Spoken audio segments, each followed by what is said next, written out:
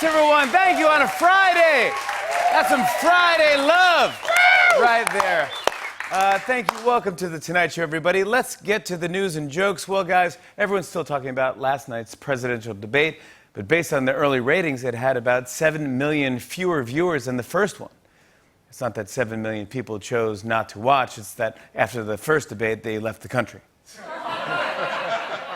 Based on some Snap polls, Trump won the debate by 98% to 2%. That's according to the fair polling site guntotingeagle.com. But this is interesting. The Trump campaign announced that yesterday was their biggest online fundraising day ever, pulling in $26 million. Wow, he really has the bird-killing wind at his back. Yep, Trump raised $26 million. Today he was like, spend $1 million on TV ads, put the rest in my Chinese bank account. Did you see this? Two of Trump's guests last night were Kid Rock and golfer John Daly. Take a look at this. They look great. I think they bought those clothes at QAnon members only. Yep, Trump wanted Kid Rock's support, mostly because he thinks Kid Rock is Dwayne Johnson's son. I shouldn't make fun of them. In 2024, that's going to be the Republican ticket. Meanwhile, after the debate, Donald Trump Jr. went on Fox News, and he was really pumped about his dad's performance. I mean, really pumped. Watch this.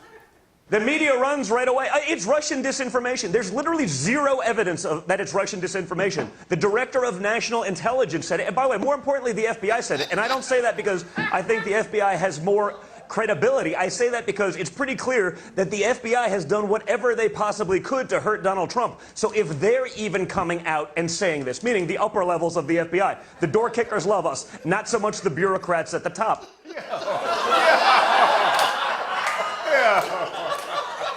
Okay. Was he double parked or something?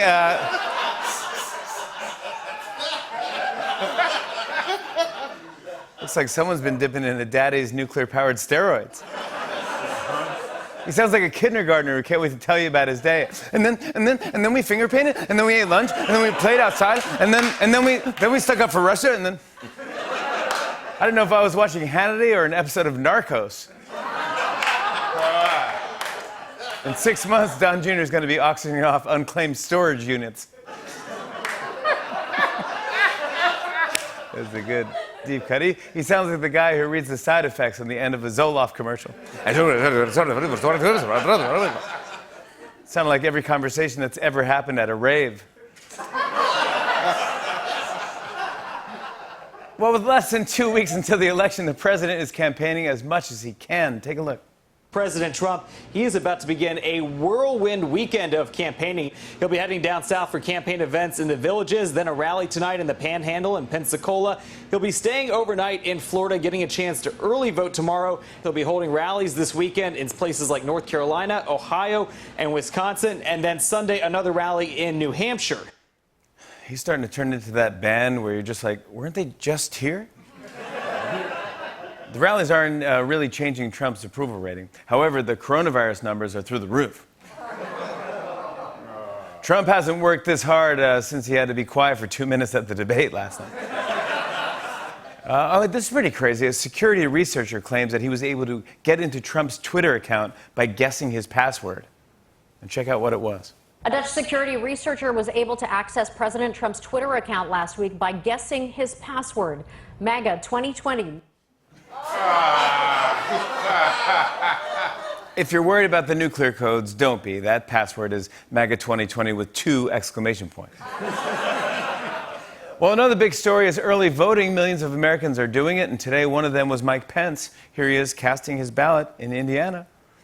Yep, the Pences were excited. They haven't done a joint thumbs up since their honeymoon.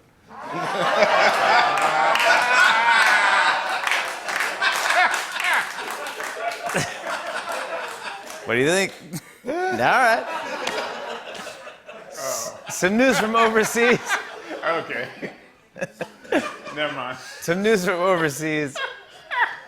North Korea has ordered a lockdown over concerns that yellow dust from China could spread the coronavirus. Kim Jong-un made the announcement along with his infectious disease expert, Dr. Kim Jong Fauci. If the lockdown wasn't bad enough, Kim Jong-un is now forcing everyone to do a Zoom happy hour. Gosh. If you think quarantine in America is bad, over in North Korea, the only thing they have on Netflix is Emily in Pyongyang. Nice one. You can give me a thing. got it. Yeah. It's just a mentos, a silent badunk. I got it. It's all right. No, that's right. That's hacky. I know. You don't want to do that. I'll take it back. You got it. Yeah. No. Oh, he took it back. Yeah, I took it back. He actually reversed himself. He reversed himself. That was awesome. Yes, yep, Hey, did you see last night the New York Giants were playing some team? Who? It doesn't matter, right? The Philadelphia Eagles. Yeah. And Giants quarterback Daniel Jones tried running for an 88-yard touchdown. Let's see how that went. From the 12, Jones keeps, gets a block, takes off, and he is gone. Trying to stay upright, and he trips.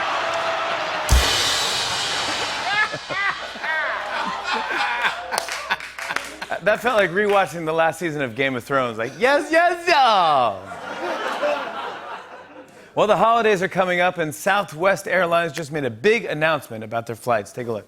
Southwest Airlines is dropping a pandemic policy that provided more social distancing on flights. It will no longer keep middle seats empty starting December 1st. Southwest says air filtering and masks have created healthy environments aboard planes. Come on. It's Southwest. The whole plane is middle seat. Yeah, you actually don't have to worry because even the coronavirus doesn't want anything to do with the middle seat on Southwest. Middle seat on Southwest. I'd rather be on lockdown in North Korea. Pretty sure the only in-flight entertainment they have on Southwest is Emily in Pyongyang.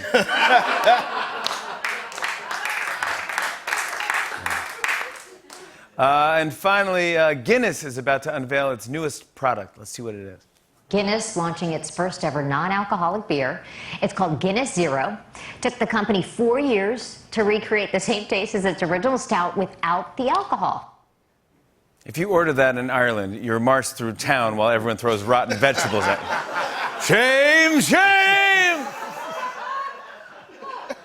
Guinness without booze. Here's how Irish people are reacting. Come on. On and on and on. I said, and it's on.